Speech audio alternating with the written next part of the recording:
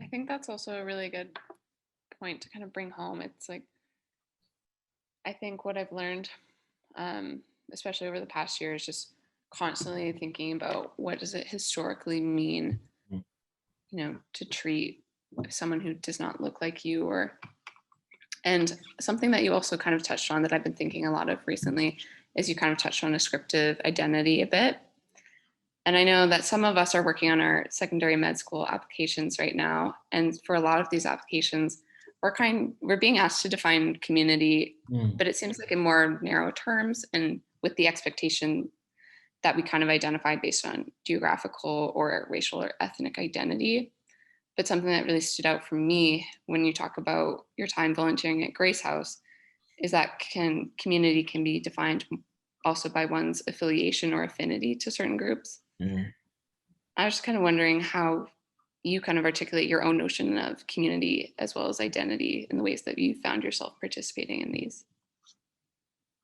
Yeah, that's a great question. It's a great question, right? Because community is just one of these words that, particularly in collegiate settings, like we just Right. use, right? We just throw Yeah. it out.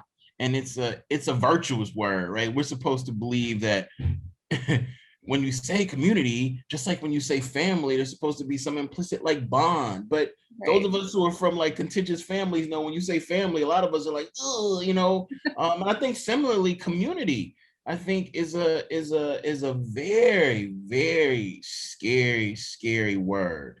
Um, and so what do we want it to mean versus what does it mean is the question that I'm always kind of contending with. And so like I'm a writer. Um, Often I do the same thing. I'm trying to critique, right? Like if I find groups of people who I vibe with, I'll be, some people like, that's my tribe. I'll be like, man, I got a new community. And really what I'm saying is there are these new groups of people who do what I do, who make me feel good.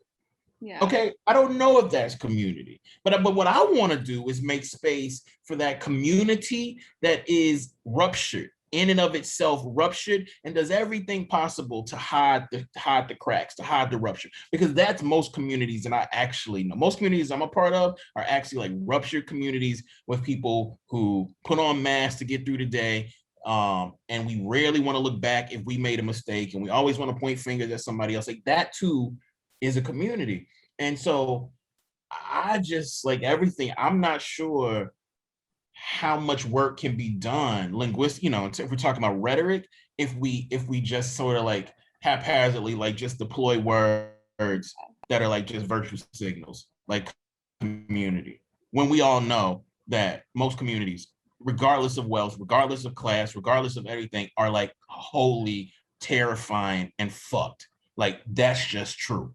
And I don't say anything is true, but that I know that to be true.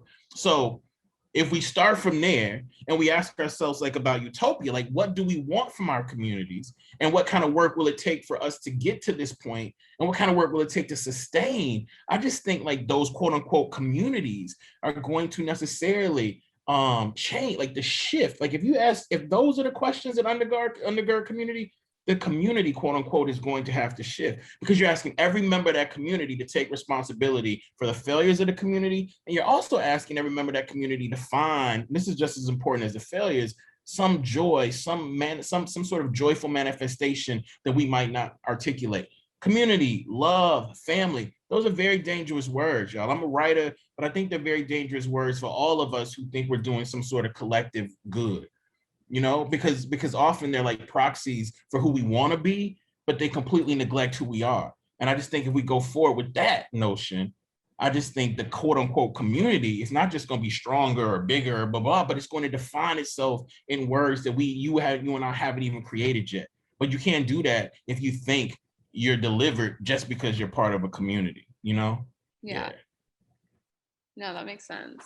What you're kind of talking about reminds me of Gert Biesta in Beyond Learning, where he kind of talks about this idea of strangeness and how, in order to like build these stronger communities, you have to overcome this strangeness in order Mm-hmm. to promote this like pluralism and tolerance. So I think that was important. Thank you. Absolutely, absolutely. And it's so interesting that, I mean, I can say everything I just said, Yeah. and I want to be like, when I get off this phone, I mean, sorry, phone. Woo, oh, I'm an old head. When I get off this computer, I'm just gonna be like, yo, I got a new community now. I'm with a new community. You know what I mean? Like we all we all want to invest in this notion of like like innocence, right? Like it's like a shield of innocence because we're a community. But yeah, that question and that statement is just making me realize how important it is to always pause and stop, to really ask ourselves what ingredients are in that community and what ingredients do we want to believe are parts of our community. I think the same thing about in relationships in general, actually. So thank you for that. Yeah, thank you.